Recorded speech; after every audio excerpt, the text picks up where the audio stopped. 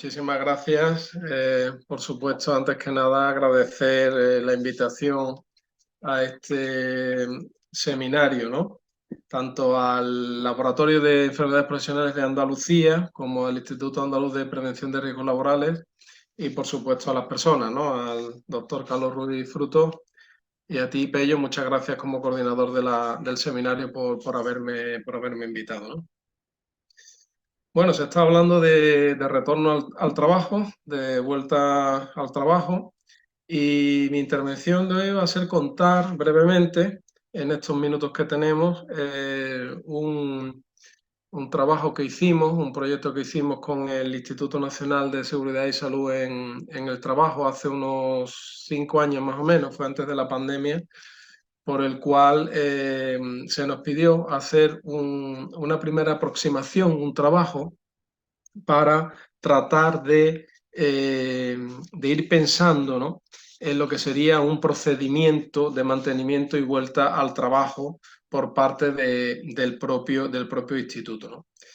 Por enmarcar este trabajo, que bueno, lo desarrollamos, tengo que decirlo también, un grupo constituido por los profesores e investigadores Pere Boix, en ese momento era investigador en CISAL, en la Universidad Pompeu Fabra, Rafael Gadea, técnico de prevención de riesgos laborales del Centro de Salud Pública de Valencia, María Dolores Solé Gómez, consejera técnica de dirección del Centro Nacional de Condiciones de Trabajo, y yo mismo, profesor del Departamento de Educación y Psicología Social de la Universidad Pablo de Olavide. Bueno, ¿de dónde viene esta preocupación o de dónde viene este planteamiento del propio instituto para preocuparse por esta cuestión, ¿no? Ya en esta mañana he escuchado algunas cifras, el alcance del problema de las bajas laborales de larga duración. Me gustaría enmarcarlo incluso de una manera un poquito más ampliada, ¿no?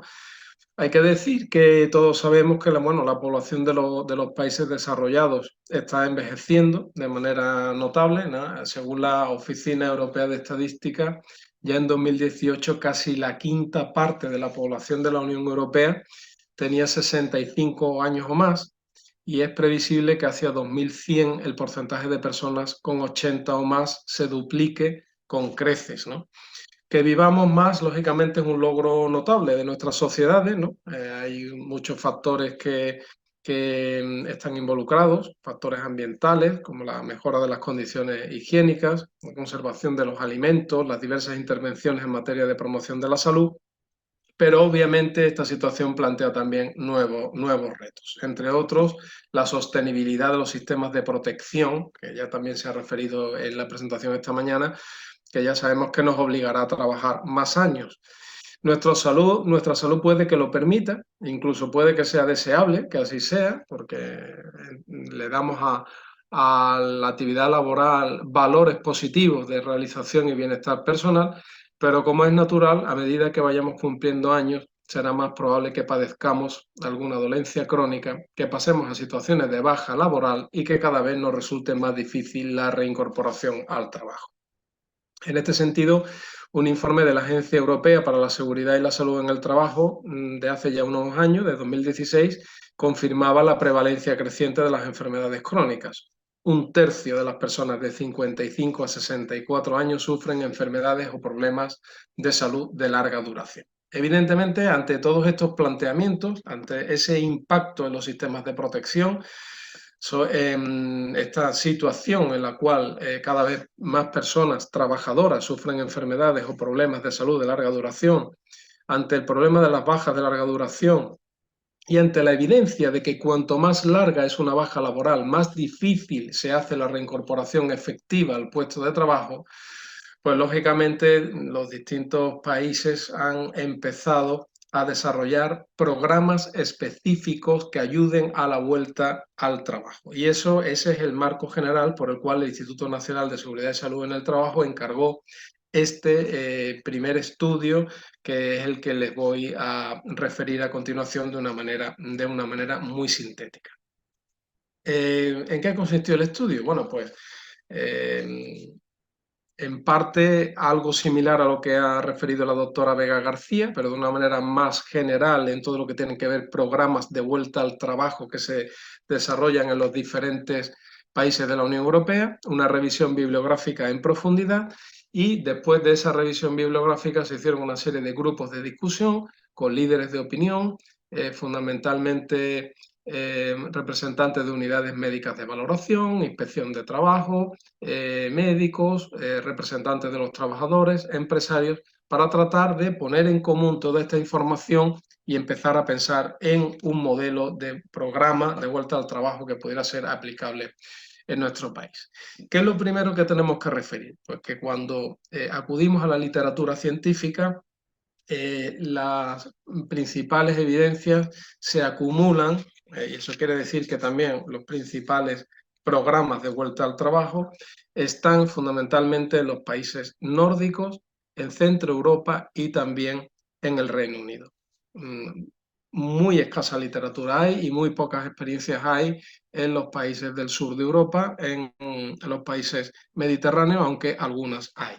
Pero fundamentalmente nos encontramos como con tres grandes modelos, como digo, uno más centroeuropeo, otro más en los países nórdicos y el modelo anglosajón, que es diferente.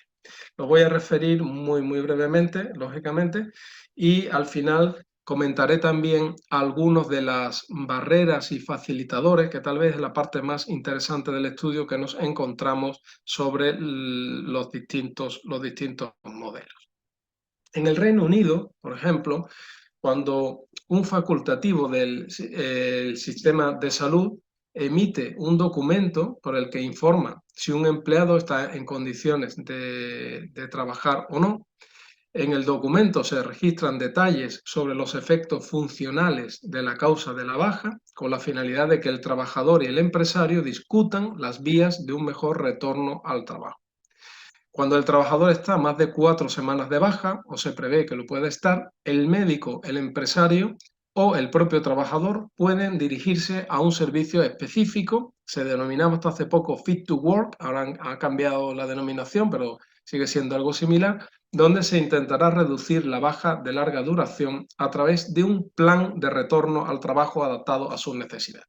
Ese es uno de los primeros elementos que quiero destacar en todos estos distintos programas de retorno de vuelta al trabajo.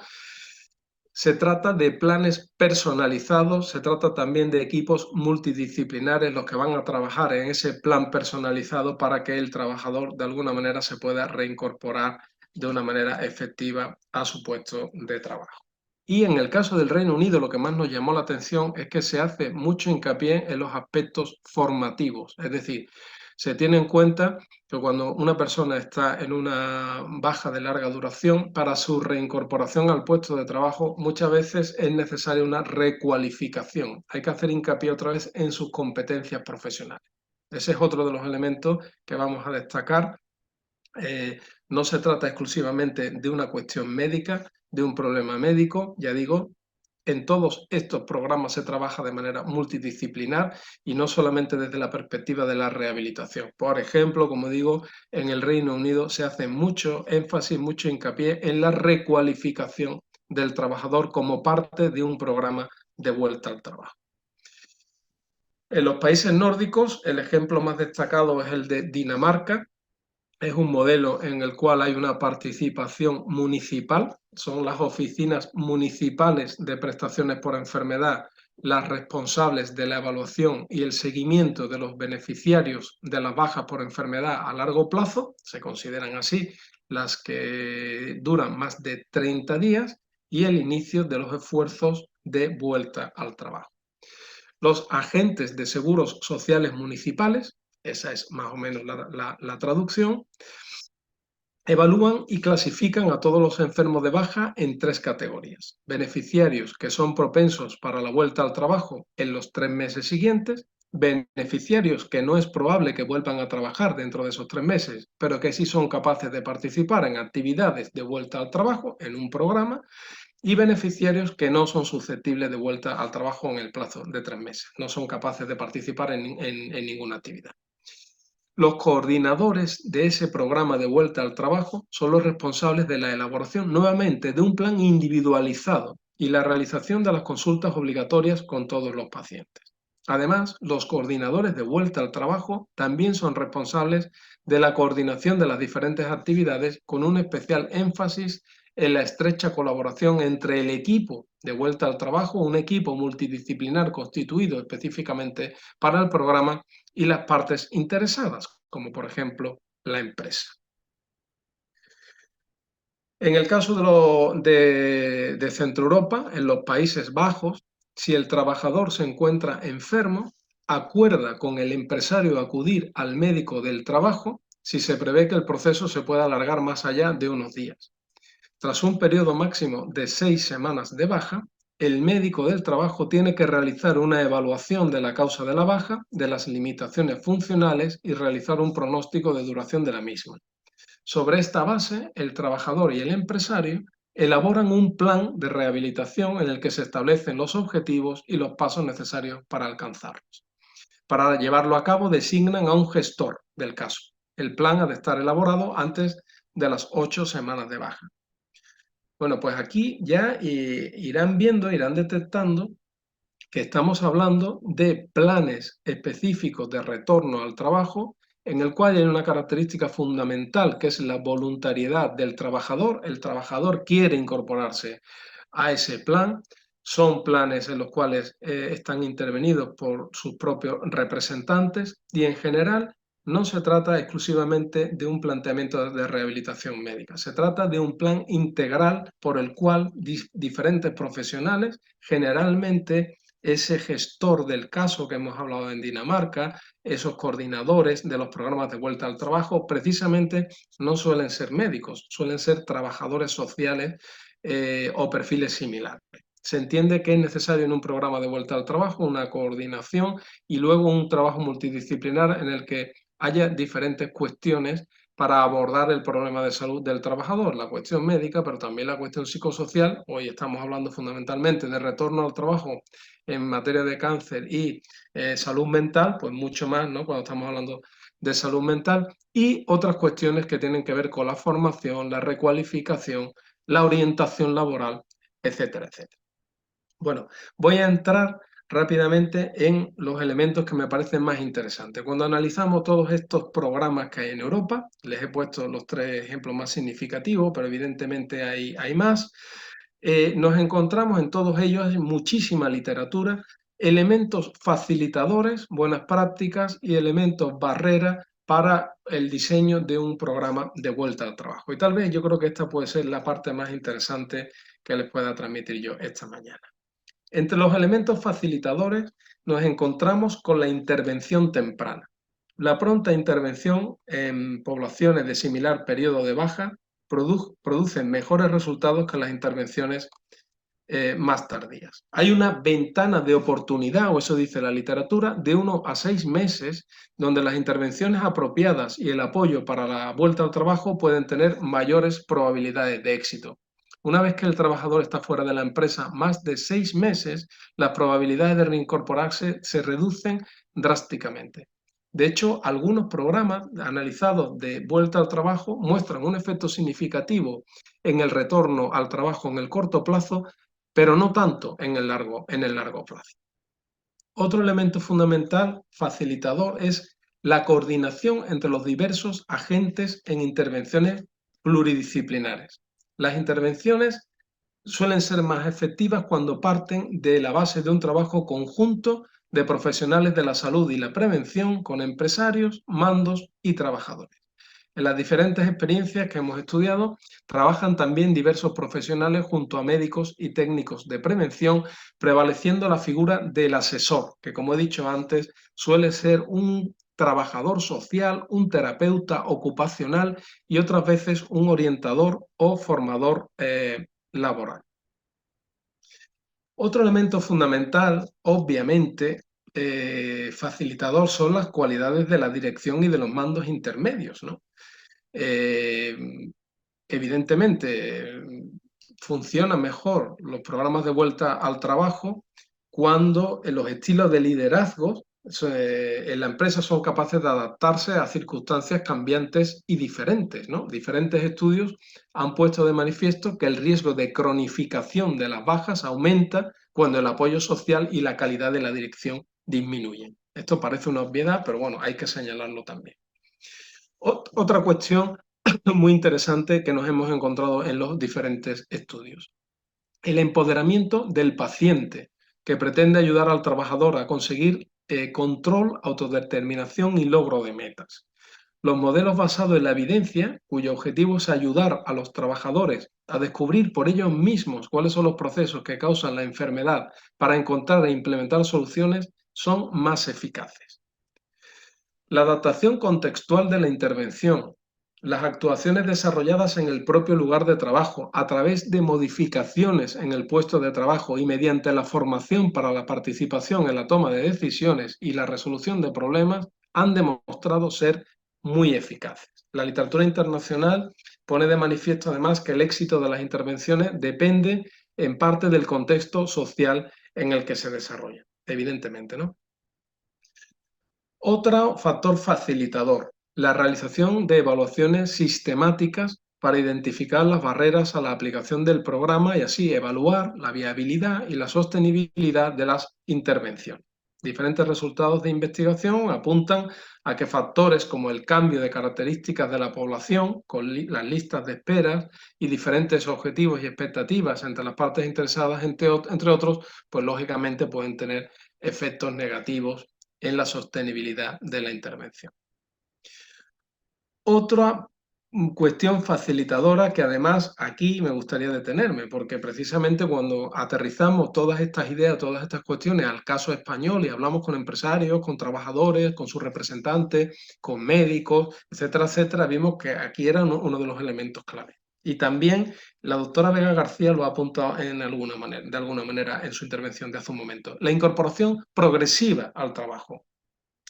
En investigaciones relacionadas con riesgos psicosociales se ha señalado que en lugar de dar la baja completa por enfermedad, se debería de dar a tiempo parcial, disminuyendo el tiempo de trabajo y aumentándolo progresivamente en función de la evolución del trabajador, ya que esto reduce en gran medida el riesgo de despido, mientras que también hace la enfermedad menos dramática y allana el camino para el retorno al trabajo. Evidentemente, aquí nos encontramos con una problemática en el caso español. Cada vez que hablábamos de estas experiencias en la cual hay una incorporación progresiva, se adapta el horario, se adapta las condiciones de trabajo, se adapta al puesto para que se pueda incorporar de una manera suave, amable, en un entorno amable el trabajador que viene de una problemática de salud mental, nos encontramos muchas veces con las rigideces del sistema. Un sistema en el cual uno es apto o no apto para trabajar, que no distingue matices intermedios, empresas donde por esa calidad del liderazgo que hemos dicho antes, no se entiende que haya un programa de este tipo y el trabajador está sano o no está sano para trabajar y se tienen que incorporar al 100%. En algunos de los programas de vuelta al trabajo que hemos analizado y que son eficientes en países nórdicos y en Centro Europa, nos vemos que una de las cuestiones más interesantes, sobre todo cuando se está hablando de salud mental, es la incorporación que sea progresiva y no una incorporación de golpe y porrazo en las mismas condiciones anteriores, con las mismas características del puesto de trabajo anterior, con los mismos compañeros y en las mismas condiciones, porque entonces el trabajador se volverá a dar de baja, lógicamente, y no podrá darse esa posibilidad de retorno al trabajo, ¿no? Otro elemento facilitador muy interesante es la percepción positiva del propio trabajador, ¿no? Es un hallazgo muy interesante la asociación positiva entre que el profesional de la salud discuta con el trabajador sobre su reincorporación a la empresa y su situación actual y la salud percibida por el propio trabajador. Es decir, parece probable que este diálogo constructivo entre el coordinador del programa o entre el médico y el paciente ya forma parte del propio proceso de recuperación del paciente. Así lo señalan diversos investigadores en varias experiencias. Es muy interesante este elemento facilitador. ¿Y qué elementos barreras nos hemos encontrado en el estudio? Bueno, nos hemos encontrado en primer lugar, no es una cuestión ya solamente nacional, lo vemos en diferentes países, conflictos de roles. Algunos profesionales, pueden ser los médicos, psicólogos, técnicos de prevención, a veces pueden tener dificultades para dejar en manos de los trabajadores la toma de decisiones, debido seguramente a que el rol tradicional de su profesión es precisamente el de un profesional que diagnostica y proporciona las soluciones, ¿no? Cuando hemos visto que hay programas en los cuales funciona muy bien el empoderamiento del trabajador, que el propio trabajador tome decisiones, se vaya incorporando progresivamente, decida algunas cuestiones sobre su salud. Esto es complicado de entender por algunos profesionales, y así se ha visto, conflicto de rol, ¿no? Otro elemento barrera, programas demasiado enfocados a la rehabilitación médico-sanitaria. También se ha apuntado de alguna manera en intervenciones anteriores.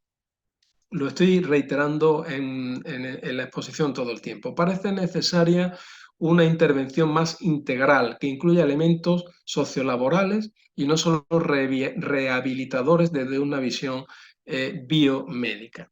De hecho, una atención pluridisciplinar enfocada en lo sanitario puede incidir en la prescripción de rehabilitación en casos en los que no sería estrictamente necesario, prolongando, incluso complicando tratamientos para situaciones de enfermedad menores. Bueno, esta es la medicalización muchas veces de los procesos, etcétera, etcétera, que ya se ha debatido en muchas ocasiones. Otra barrera es el estigma social. Cuando se produce la reincorporación laboral tras una baja de larga duración, en algunos casos, la adaptación laboral siempre supone un reto para el propio trabajador y para la organización. No solo por el propio proceso de adaptación del trabajador que ha permanecido fuera de la empresa, fuera de la organización durante un periodo largo de tiempo, sino por la propia estigmatización social que conlleva, ¿no? Hay algunos autores que lo refieren específicamente en el caso de las enfermedades mentales, ¿no? Pero nosotros nos atrevemos a conjeturar que este estigma se materializa también en otras situaciones que generan desconfianza, miedo o desconocimiento en el conjunto de los trabajadores. Y un caso claro es el cáncer y otro caso claro es el VIH, por ejemplo, ¿no? Y las burocracias institucionales.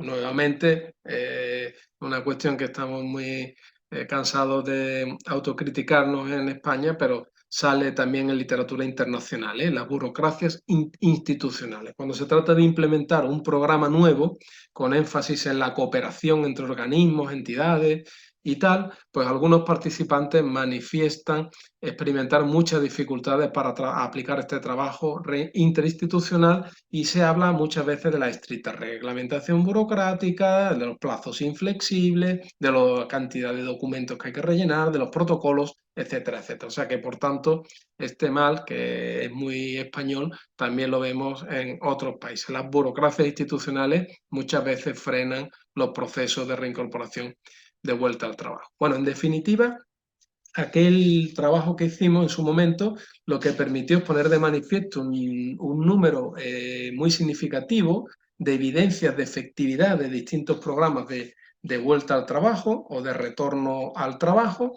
y en los cuales me gustaría destacar nuevamente, una vez más, fundamentalmente la necesidad de que esos programas de vuelta al trabajo sean una cuestión voluntaria por parte del trabajador, consensuada, negociada con los empresarios, con los representantes de los trabajadores, con los propios trabajadores, que tenga posibilidad de retornarse de alguna manera, es decir, si no funciona el programa, pues uno vuelve a su situación de baja laboral, es decir, el trabajador, la trabajadora tienen que estar seguros y tranquilos de que esto no es una cuestión de presión por parte del sistema para que retornen cuanto antes al trabajo, es el propio trabajador el que tiene que querer, que tiene que estar de acuerdo en incorporarse a un programa de este tipo, por tanto, voluntariedad. En segundo lugar, siempre los programas que funcionan son programas multidisciplinares, pluridisciplinares y, como digo, pues bueno, ya hemos señalado diversas buenas prácticas y diversos elementos facilitadores que harían más factible esos programas de vuelta al trabajo. Bueno, como muy poco tiempo el que tengo y tampoco les quiero aburrir mucho, si es interesante pues comentar que todos estos trabajos dieron como resultado la publicación de un artículo que está en la revista Seguridad y Salud en el Trabajo, en el número 98 del año 2019. Se llama Programas de vuelta al trabajo para bajas prolongadas por motivos de salud, barreras y facilitadores de su eficacia. Y con todo esto también construimos un procedimiento de mantenimiento y vuelta al trabajo que está publicado como nota técnica de prevención del Instituto Nacional de Seguridad y Salud en el Trabajo, que es la nota técnica de prevención número 1116 del año 2018. Bueno, como lo he dicho todo hablado, pues ahora si acaso en el chat o tal lo escribo, la referencia, para que la puedan tener por si la quieren consultar, porque todo lo que he comentado en esta intervención pues está puesto por escrito tanto en ese artículo como en la nota técnica de prevención. Yo creo que me sobran como 5 minutillos, pero bueno, eso es más o menos lo que les quería transmitir y si hay alguna cuestión, alguna duda, pregunta o comentario, pues estaré encantado.